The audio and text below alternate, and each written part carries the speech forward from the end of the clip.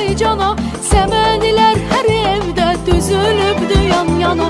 Bahar gəlir, yaz gəlir, anam Azərbaycana.